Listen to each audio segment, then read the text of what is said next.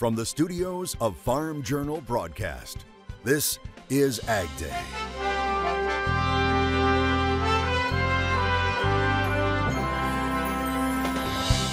Harvesting after the storm. Seems like the bean crop is toast at this point. Probably almost a complete loss. See the impact caused by Hurricane Francine on Louisiana crops. When will producers start rebuilding the cattle herd? This inflation's killing us all. Why being cautious right now is key for cattle producers as we continue our look at the state of the beef industry. Plus, a new effort to stop a government shutdown right now on AgDay. AgDay is brought to you by Pioneer. Pioneer brand corn has the home field advantage with rigorous local testing to give you a winning season. Pioneer brand corn, your best years starts here. Good morning, I'm Clinton Griffiths. A potential threat of a government shutdown is once again looming. Last week, a 6-month funding extension failed to get through the U.S. House. Now Speaker Mike Johnson has another proposal, one that could keep USDA and other government agencies funded through much of December. And as John Lawrence reports, it may have support from Democratic lawmakers. The U.S. government is running out of time and money simultaneously. There will not be a shutdown. There's no way that anybody in their right mind up there could allow that to happen. House Speaker Mike Johnson wants to prevent a shutdown. Congress has an obligation to fund the government.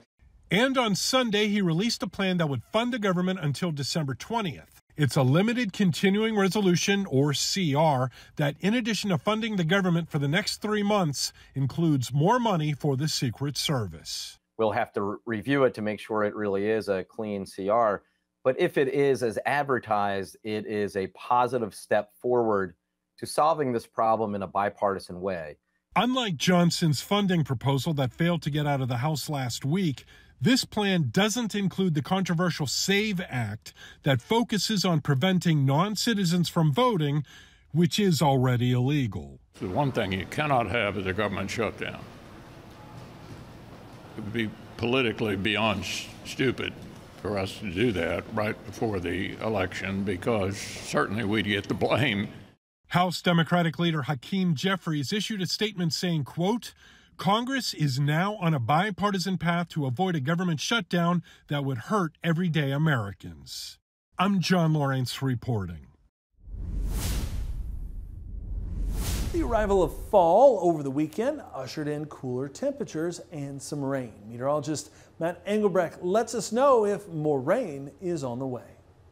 Yeah, overall, that precipitation forecast, it's going to hang on some tropical moisture coming in from the Gulf of Mexico, and you'll see that over the next 24 hours. Now, initially, what you're seeing here has to do with a source region being more to the north, so not expecting significant rainfall, but you start to see some yellows, some greens, and some oranges, painting us to about 1 to 2 inches of rainfall. Watch what happens in the next 6 to 7 days. You start to see this really light up with that tropical moisture trying to push up here to the north, including another swath that we're looking at to 5 to possibly 6+ inches of rainfall into South Carolina, depending on how everything comes together. Again, what you're seeing here is tropical moisture. The source region, especially this time of year, is everything. More of a northerly flow with a low pressure system is going to bring widespread light showers. But if you get a tropical system coming in from the south to the north, that is going to bring in buckets of rainfall through a large portion of the United States. And we're seeing some more crops meeting the combine. Dan sending this one in from Kansas, going after some corn a few days ago. Looks like it was a great day there to do some harvesting. I'll have more on your forecast coming up. Avian flu has hit a turkey farm for the first time in 2 months. The farm located in Merced County, California. APHIS reporting the outbreak involves more than 62,000 turkeys. Now, prior to this outbreak, the last time the virus was found in a U.S. commercial poultry flock was July 19th. Meanwhile, H5N1 in dairy cattle continues to be a concern. California now reporting 34 herds impacted by that outbreak. The total nationwide is 232 herds in 14 states. USDA releasing new cattle on feed numbers at the end of last week, and it still remains to be seen if beef producers are holding back some heifers for breeding. The report showing 11.2 million cattle and calves on feed. That's 1% above the same time last year. Placements in August totaled 1.98 million head, 1% below 2023. Marketings of fed cattle during August totaled 1.82 million head, down 4%. Now, experts say we may have to wait until next month to find out if the industry is still in contraction mode. When we get the October 1st inventory number, it will provide us with a breakout of the sex of the animals on feed. So that could provide us with a little indication about whether or not, we're seeing higher proportions of heifers being put on feed, which could give us a little bit of an indication about the retention of heifers for addition to the breeding herd. The State of the Beef Industry on Ag Day is brought to you by Vermeer, helping farmers and ranchers be equipped to do more. And by Rabo AgriFinance. Discover how local relationship managers and global sector expertise can help you address challenges and seize opportunities. Rabo AgriFinance. Let's talk. Learn more at www.raboag.com. With the cow herd at historic lows, one of the biggest questions facing the industry is when will cattle producers start to rebuild? Drover's State of the Beef Industry Survey shows the last 2 years, 21% of respondents indicated next year, and 23% of producers say they have no plans to restock. AgDay's Michelle Rook talked to producers throughout cattle country about why they're being cautious to run more cows. Yeah, Clinton, a host of factors are driving the decision of when and if cattle producers will start retaining heifers and rebuilding the reproductive factory. Much of the decision has been contingent on weather, with some cattle production areas still struggling with drought. However, there are several other considerations that may make expansion tougher than in past cycles. Consecutive years of historic drought in cattle country trimmed the nation's cow herd to 70-year lows. The cycle cut deeper than the one a decade ago. Due to drought, breed back and such, a lot of guys are maybe 10 to 15, 20% down on cow numbers. While cow culling is slow, the first indication of herd rebuilding is heifer retention. And so far, that's been minimal. I don't think we're starting to rebuild them. First off, we got to start putting them on feed. We got to watch that cattle on feed number with the heifer placements before we start rebuilding them. In 2014, herd rebuilding happened quickly. One difference with this cycle is the financial stress of the market over the previous 4 years has already forced some producers out of business. And those that are left, both full and part-time, are trying to heal. I don't think our numbers are going to grow like they think they are because so many producers need to pay off some debt. So therefore, high prices, they're selling their heifers. The word I heard from more than one at sale barns is we are going to wait till prices drop to start retaining heifers. Many producers believe it's a major risk as well to invest in cows or breed heifers with the high cost of replacements and high interest rates. In 2014, we were probably talking, I don't know, maybe in the 4s and 5s interest rates. We're in the 8s to 9s maybe now, who knows? So I think that can come into play. Plus, the cost of production is well above 2014-15. This inflation's killing us all. Equipment is nuts, repairs are crazy, rent prices, if you're renting land, are going up. It just seems like a vicious circle. And the cattle business has changed in the last decade, including the age of operators. The average age is still not getting any younger. It's hard for people to get in this business. It's hard to find the land to run this. So all this will further slow the speed of any herd rebuilding. It took years to get some of them in their financial shape, so it's going to take years to bring them back out. It won't happen in 1 year. And if the trends continue, producers could see historic cattle prices last for a longer duration. As long as we can keep our demand up and with the numbers that we have and the slow rebuilding that we're doing, I think the cattle market's going to stay up there for more years than back then. Making this cattle cycle drastically different than those in the past. I'm Michelle Rook reporting for Ag Day. Traders saw double-digit gains across the grain sector on Monday. We'll talk about the trading week ahead coming up next. With another hurricane headed for the Gulf Coast, farmers are rushing to salvage what Hurricane Francine left behind. We'll check on sugarcane harvest in Louisiana next.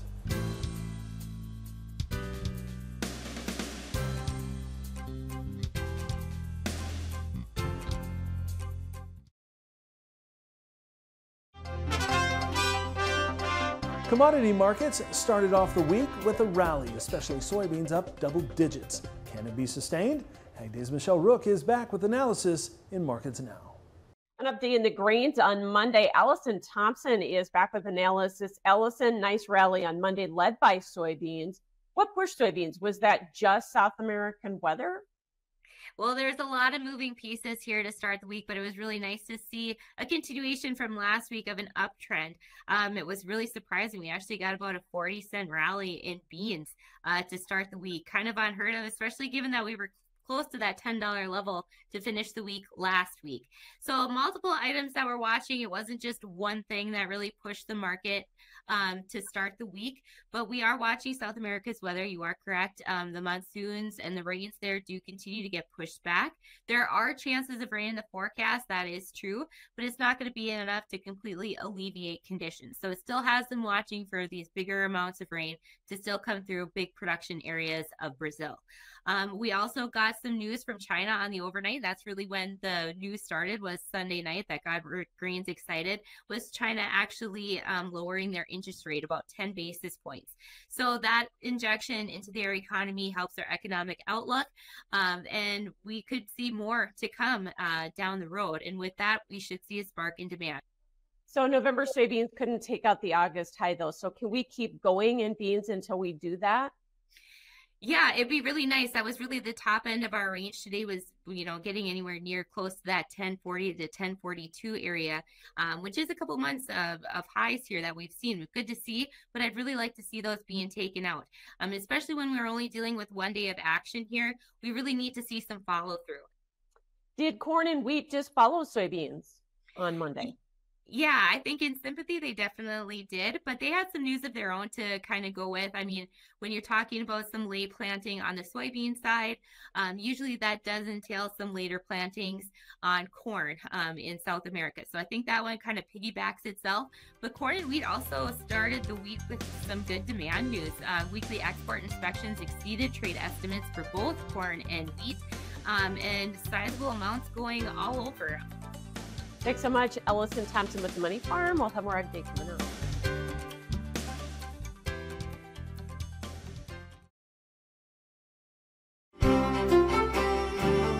Well, here's a look at that forecast coming up for Tuesday, Wednesday, and Thursday. Something that we talked about last week for this week. It wasn't so much this trough diving through. It's what's going on in the tropics. Potential is there for more tropical moisture to work in and across parts of the southeast by Thursday and Friday of next week. So this is again Wednesday at 6 a.m. You're seeing a deep trough here that is going to provide some cloud cover and rain off towards about a third of the United States, having to do with, again, that trough energy. But this is not tropical moisture. This is Wednesday at 6 a.m. It's getting to Wednesday night and into Thursday.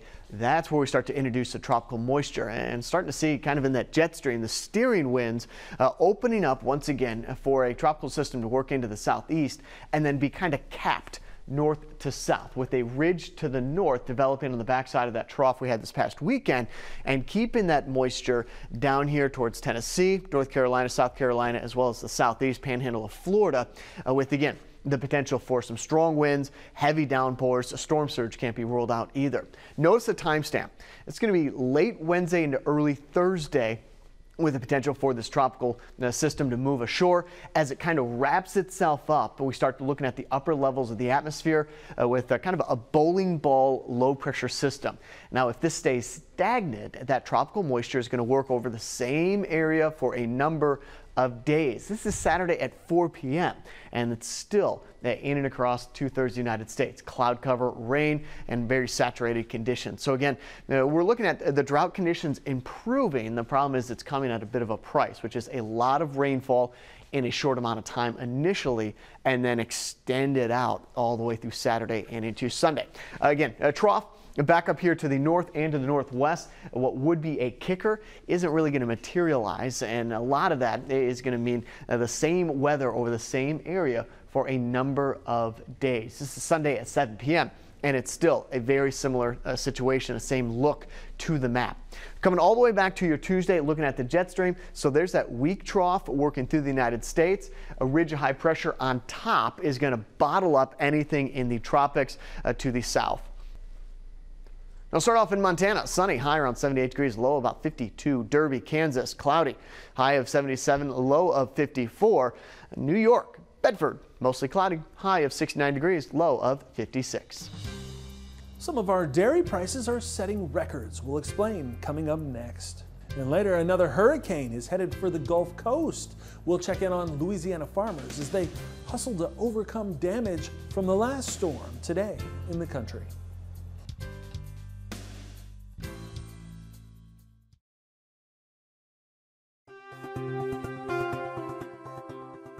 Taking a look at the current national dairy supplies, one USDA economist says supplies remain relatively tight amid strong demand. USDA Outlook Board Chairman Mark Jekanowski says the nation's dairies are churning out more milk, but not as much as had been expected and not as much as the market would like to see.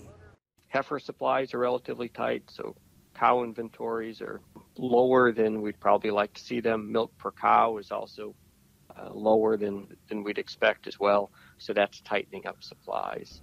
Now he says margins are pretty strong as well given the relatively lower feed prices right now, and he says consumer demand is also higher and shows no signs of letting up. Cheese demand is pushing barrel cheese prices toward record highs last week. Dairy analysts say there are a lot of factors behind the price momentum. The momentum of the barrel price moving to record highs was part of the reason because of 13 consecutive months of lower milk production in the previous year.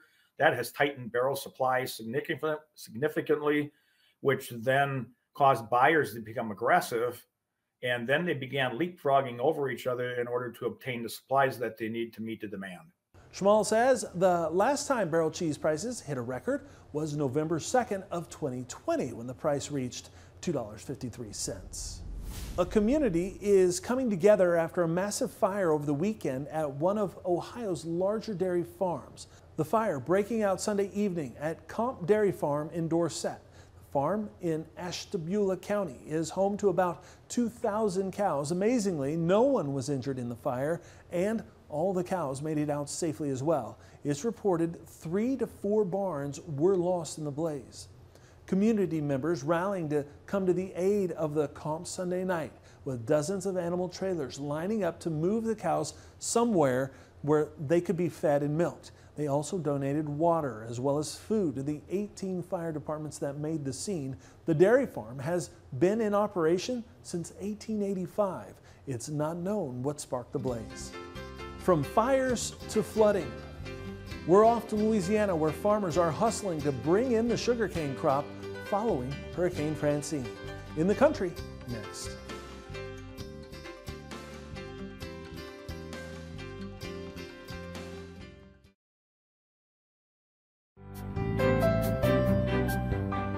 Hurricane Francine has come and gone, but has left her imprint on Louisiana's sugarcane crop.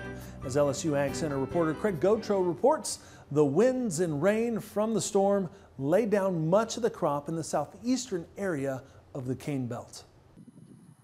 On a sunny day shortly after Hurricane Francine had passed, Kenneth Gravois was inspecting the sugarcane crop in South Louisiana.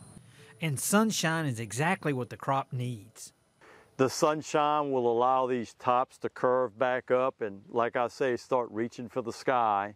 But reaching for the sky will take time and energy that will not be devoted to growth and making sugar.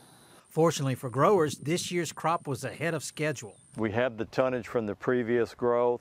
We're going to miss out on a little bit of tonnage because of that time out in growth, but right now we want to put sugar in the crop.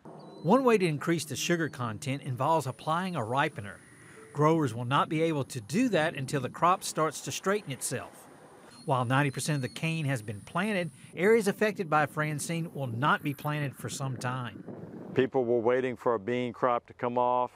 Seems like the bean crop is toast at this point. Probably almost a complete loss. Areas that had emerging cane after planting are now dealing with floodwaters. These fields also need sunshine and wind to move the water out. If you've got green cane above the water, that certainly helps. And I think we got a week or two to get that water off, and hopefully that minimizes any bad effects. The down cane will be more difficult to harvest and may cause more mud to be brought into the mill, which would reduce sugar recovery. With the LSU Ag Center, this is Craig Gocho reporting. All right, thanks, Craig. And that's all the time we have this morning. From all of us here at AgDay, I'm Clinton Griffiths. Have a great day on Farm Country.